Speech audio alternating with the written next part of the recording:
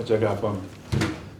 How'd you enjoy seeing Golden Tate on Sunday? It looked like you may have talked to him. I mean, he just so happened to go across the middle a lot of times. So try to let him know it wasn't going to be a good day for him if he kept doing that. Your Instagram caption was clever. Yeah, it was pretty funny. I was going to put something, and then KJ said should put something else, and then that kind of just the first thing that popped in my head. So Golden thought it was funny. Speaking of KJ, just how nice was it to be out there with him again? It was good to have him back. Just his energy, the plays he make, and the communication it was great to see him back. He's out there, balling, and he's going to be better and better each week. So it was really good to have him back. Not that you were bad in run defense, but how did he alone, KJ, help the run against the run? I think the biggest thing is communication. I think experience too. There's a lot of plays that, if you watch the film, he was kind of going downhill or taking shots that I think some of the other guys didn't take, not because they didn't know, but more so he just, seen more plays than they have seen, been in the game a little bit longer and understand the chances that he can take.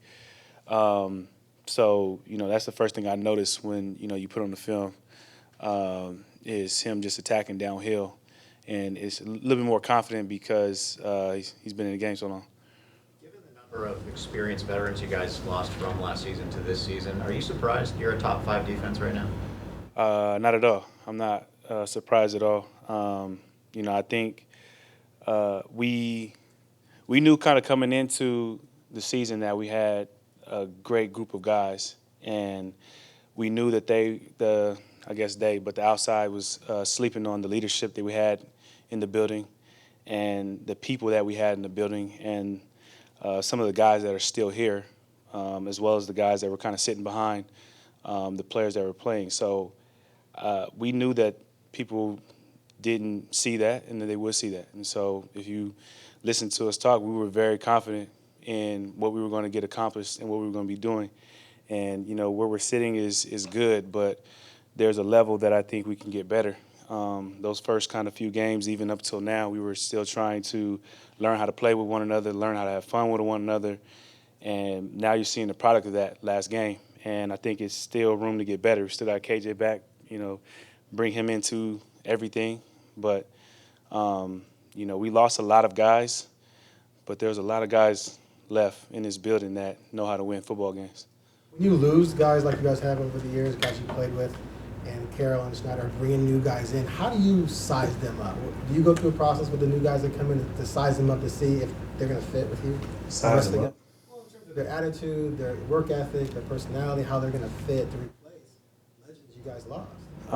I think we just, it takes time. You just let the guys come in and be who they are. I think the mistake that you can make is trying to size them up and trying to compare them to the people that left. So, maybe a B-Mac comes in and he's playing Cam's position and you want him to look like Cam, but there's only one Cam and there's not going to be another Cam. So you can't do that. You have to appreciate the person that's stepping in and see what in his game makes him special that's going to make the team special and try to find a way to bring that out. Everybody has something special in them, all across the board. And I think the job for the leaders and the job for the people that's been there is to let them figure out how to make this defense special by finding what is special in them. And I think that's what we did. We just encouraged to be yourself. And, I think we take pride on learning who people are. And I think that's kind of where the growth is. We don't expect you to be the people that left. We expect you to be the person that you are. The best version of yourself is always going to be the best for this team. And I think that's what we focus on. Russell said after the game that to him it kind of feels like 2012 again. Does it feel that way to you? It's similar. I'm not 21, but it's similar. It's a similar feel because I think that from the guys coming in, there's a lot of, when we came in our 2012 years, everybody thought we weren't going to be that good. Everybody was questioning the draft picks, and we proved them wrong. And there was an aspect, kind of a chip on our shoulder that we had. And then you had guys that were here already that were trying to establish their name, trying to show that they're capable of leading the organization.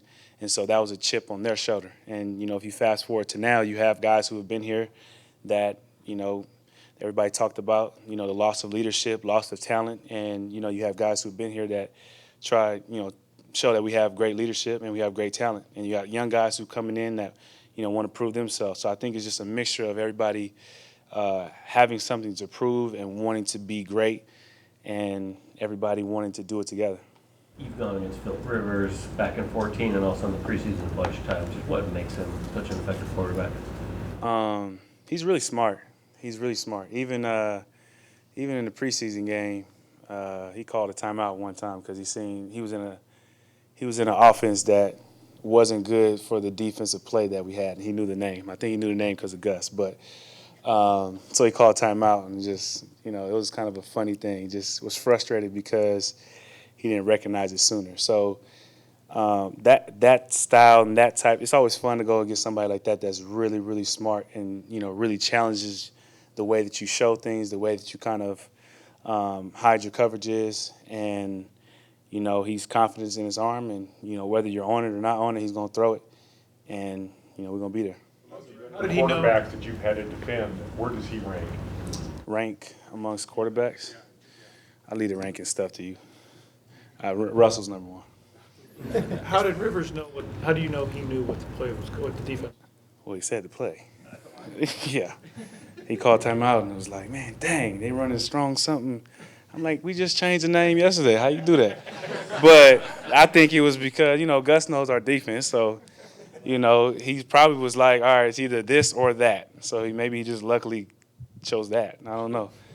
But it was kind of funny. I'm like, how did he know the name? You know, some people, the quarterbacks know the play.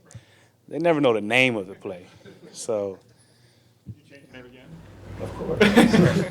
As far as a trash talker, where is he ranked from a QB Trash standpoint? talker. He's a trash talker for sure. I remember my rookie year. What year you say it was?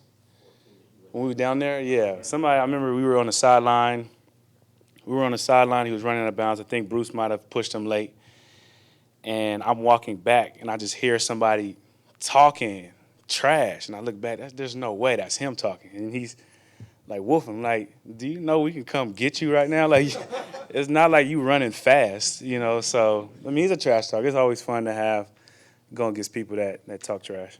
He doesn't swear, right? I won't say any of that. Fair If he does or doesn't, I will keep that between myself. So if you do swear, I'll say you don't. We good? Anything else? Thank you. Thanks, Bobby. No problem.